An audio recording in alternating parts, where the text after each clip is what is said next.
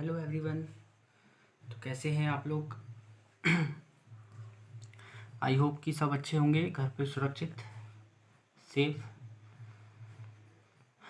इस वीडियो में हम जो देखने वाले हैं आज कोऑर्डिनेट ज्योमेट्री का एक टॉपिक है, कॉन्सेप्ट, उसको हम आज क्लियर करेंगे। ठीक है, तो चलिए स्टार्ट करते हैं। सबसे पहले जो देखने वाली बात है ये है कि equation of line, equation of line, ठीक है, ये है जनरल इक्वेशन। लेकिन ठीक है,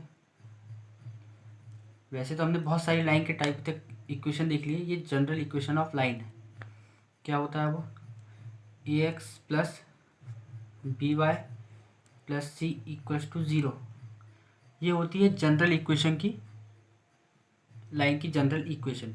ठीक है, अब इसमें होता क्या है, मान लीजिए क्वेश्चन के टाइप्स और जो कॉन्सेप्ट है वो किस प्रकार से बन रहा है। अभी हमने सिर्फ एक ही लाइन का देखा था कि ये मान लीजिए ग्राफ है, तो इसमें कोई लाइन थी ऐसी, तो ये ट्राइंगल बन रहा था, हमने इसका एरिया देख लिए। इसके बाद अगर एक और लाइन है तो हम यहाँ पे ट्रेपेजियम बना, उसका एरिया देख चुके हमने। ठीक है, इसकी लाइन की इक्वेशन देख ली हमने, इसका एंगल देख लिए, स्लोप जो है प्रवणता एम, उसकी वैल्यू देख चुके हमने। बात करते हैं कि यहाँ पे दो लाइन्स है, आपस में एक दूसरे को क्रॉस कर रही है।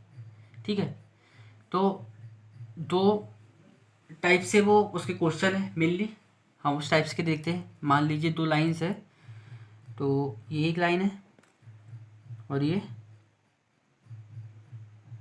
दूसरी। ठीक है, तो ये क्या हो गई, ये परपेंडिकुलर हो गई एक तो। ठीक है, और दूसरी बात, ये एक लाइन है और ये दूसरी, तो ये होगी पैरेलल। ठीक है, ये हो गई परपेंडिकुलर, हिंदी में इसको बताने की ज़रूरत नहीं है, लंब है ये, और ये है पैरेलल मीन्स समांतर। ठीक है, अब देखने वाली बात क्या है, अब हम चालू करते हैं जो क्वेश्चन कॉन्सेप्ट है जो। ठीक है, मान लीजिए आपके पास दो इक्वेशन है लाइंस की। पहली है a1x plus b1y plus C equals to zero. दूसरी है a2x plus b2y plus C equals to zero. ये दो इक्वेशंस है लाइन की। ठीक है, अब आपसे क्वेश्चन पूछेगा कि ये दोनों लाइन जो है आपस में परपेंडिकुलर है या फिर पैरेलल है। ठीक है, समझ रहे हो आप? आपसे ये पूछेगा दो इक्वेशन की लाइन देके कि आपको बताना है कि ये पैरेलल परपेंडिकुलर है या पैरेलल है, दो में से कोई एक। ठीक है, तो अब हम इसकी कंडीशन देखते हैं कि क्या होता है और कैसे परपेंडिकुलर होता है या फिर पैरेलल। ठीक है, तो इसमें सबसे पहले ज़रूरत पड़ती है स्लोप की, स्लोप। ठीक है, m1, पहली लाइन का m1 निकालते हैं हम। अब स्लोप निकालने का जो मैंने आपको टाइप बताया था, या तो y equals to m x plus c, आप इसमें इसको कन्वर्ट करें, या फिर इस टाइप की जो इक्वेशन है उसका स्लोप होता है वो होता है माइनस a अपॉन बी। ठीक है, वैसे ही तो यहाँ पे m1 है तो a1 b1 हो जाएगा। ठीक है, अब हम बात करेंगे अगर m2 की तो माइनस a2 अपॉन b2।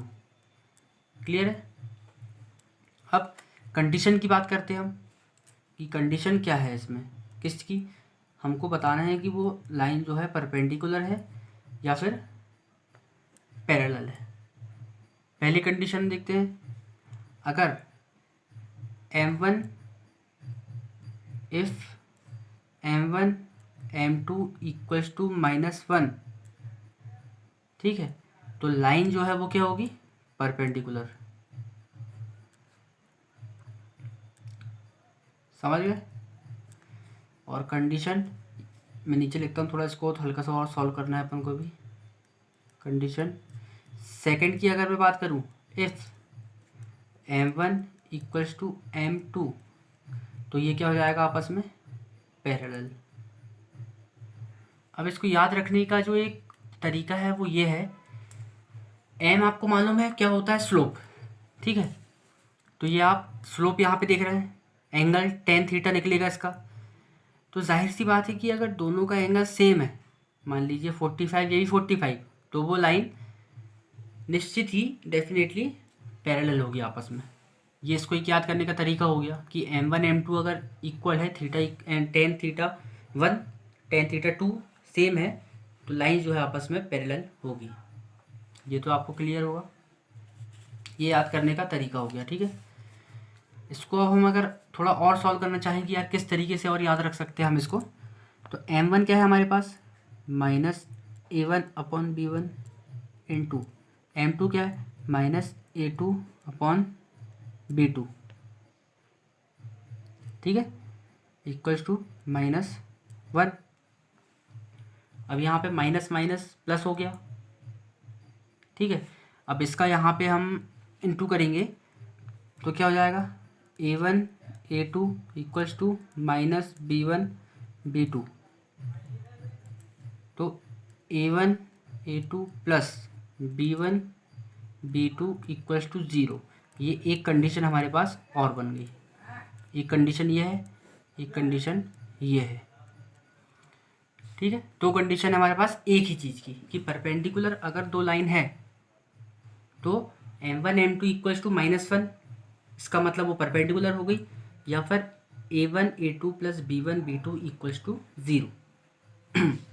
आपको इक्वेशन दी रहेगी यहाँ पे ऐसा, ठीक है। अब अगली चीज़ का हम देखें तो M1 means -A1/B1 equals to -A2/B2, ठीक है। माइनस माइनस कैंसिल, तो ये क्या हो गया, A1/B2 इक्वल्स टू A2/B1। ये हमारे पास दूसरी कंडीशन आ गई इसकी। पहली कंडीशन ये थी कि M1 इक्वल्स टू M2 है, या फिर A1/B2 इक्वल्स टू A2/B1, ठीक है। ये आपके ऊपर डिपेंड करता है कि आपको किस टाइप से क्वेश्चन को सॉल्व करना है या कैसा करना है, क्लियर। अब इसके थोड़े हम क्वेश्चन देख लेते हैं जिससे अच्छे से और क्लियर हो जाएगा। अब हम इसके कुछ क्वेश्चंस देखते हैं जिससे अच्छे से क्लियर हो जाएगा, ठीक है। तो पहला क्वेश्चन, ये क्वेश्चन ऐसे नहीं है कि मन से बनाए हुए नहीं है, ये कहीं ना कहीं आए वाले हैं, जो इम्पोर्टेंट है वे ही क्वेश्चन है यहाँ पे, ठीक है। दो इक्वेशन आपको दी है, 2x minus 5y plus 7 equals to 0, और दूसरी इक्वेशन दी है 8x minus 20y plus 28 equals to 0, ठीक है। अब यहाँ पे अपन सबसे पहले ज़रूरत की चीज़ क्या है, M1 M2। तो M1 हो गया हमारे पास, A ये है, B है, AX plus BY plus C equals to 0 है, तो -2/-5 ये M1। और इससे अगर M2 निकाले हम तो -8/-20, ठीक है। माइनस माइनस कैंसिल, M1 है हमारे पास 2/5 और M2 हमारे पास आ गया, इसको अगर 4 से काटेंगे तो 4 2 ज़ा 8, 4 5 ज़ा 20, ये 2/5। यहाँ से आपको क्लियर है कि M1 इक्वल्स टू M2 है, ठीक है। इसका मतलब क्या है, इनकी जो प्रवणता है मीन्स टेन थीटा दोनों सेम है।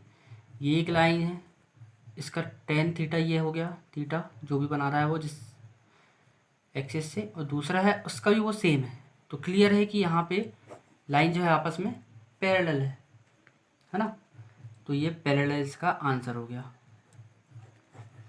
आपको यहाँ पे वो दो लाइन की इक्वेशन दिया था, उसने पूछा कि दोनों लाइन बताना है आपको कि आपस में क्या है।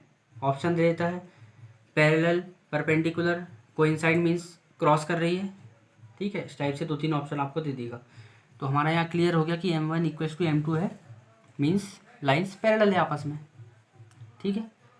सेकेंड हम क्वेश्चन की बात करते हैं, तो 2x plus 3y equals to 7 है, और दूसरी इक्वेशन दी है हमको 6x प्लस ky, ठीक है, इक्वल्स टू 5 है।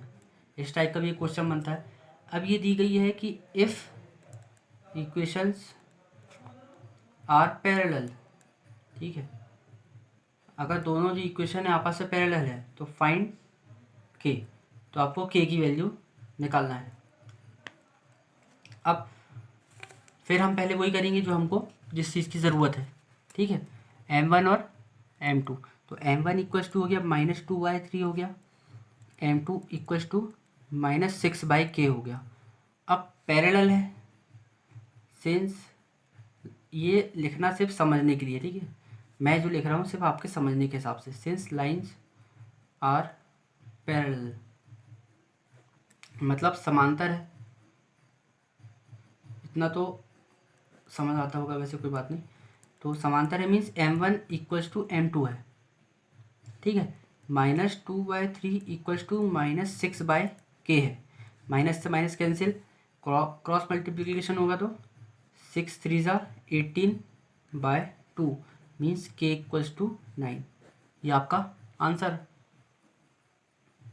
आपको दो इक्वेशन दी थी, उसने बोला था कि दोनों इक्वेशन आपस में पैरेलल है, ठीक है, तो आपको फाइंड के आपको निकालना है। अगर वो यहीं चेंज कर देता कि अगर ये पैरेलल ना होके क्या होती है आपस में परपेंडिकुलर, तो परपेंडिकुलर के लिए क्या करते हम, m1 m2 इक्वल्स टू -1 रखते, और यहाँ से भी हम इसको सॉल्व कर सकते थे, कर लेते, अगर वो परपेंडिकुलर की यहाँ पे कंडीशन रखता तो। क्लियर हो गया। अब हम बात करते हैं हमारे थर्ड क्वेश्चन की, ठीक है, यहाँ पे सब इम्पोर्टेंट है। 3x - 4y इक्वल्स टू 11, ये पहली इक्वेशन है। दूसरी है px + 3y इक्वल्स टू 7, ठीक है। अब यहाँ पे बोला है कि दीज लाइन्स आर परपेंडिकुलर, ठीक है, तो फाइंड p की वैल्यू निकालने को यहाँ पे बोला है। अब आपको मालूम है यहाँ की परपेंडिकुलर की जो कंडीशन होती है वो क्या होती है, m1 m2 इक्वल्स टू -1। यहाँ पे आप जो भी क्वेश्चन दिख रहे हैं ये सिर्फ उन क्वेश्चन का टाइप्स है जो पेपर में आते हैं, सेम क्वेश्चन नहीं आएगा, लेकिन अगर आप ऐसे क्वेश्चन और ढूंढेंगे आपको मिलेंगे तो इजीली वो आपको सॉल्व करते बन सकता है। क्लियर है।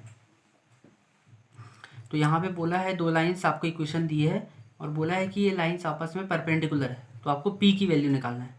अब परपेंडिकुलर है तो इसकी कंडीशन क्या होती है, m1 m2 इक्वल्स टू -1 होती है, ठीक है। m1 क्या है, यहाँ पे हम पहले m1 निकालते हैं, m1 इक्वल्स टू -3/-4, माइनस से माइनस कैंसिल, ठीक है, मतलब 3/4। और m2 क्या हो गया हमारा, -p/3, ठीक है। तो m1 m2 equals to -1 value put करेंगे हम, 3/4 into m2 -p/3 equals to -1, ठीक है। माइनस माइनस कैंसिल होगा, 3 से 3 हमारा कट जाएगा, तो p इक्वल्स टू 4, ये आ गया हमारा आंसर। क्लियर हो गया। तो आपको इसको समझना है, देखना है, इसके क्वेश्चन ढूंढना है, उससे आप सॉल्व कर सकते हैं, ठीक है। तो आई होप कि आपको ये समझ में आया हो।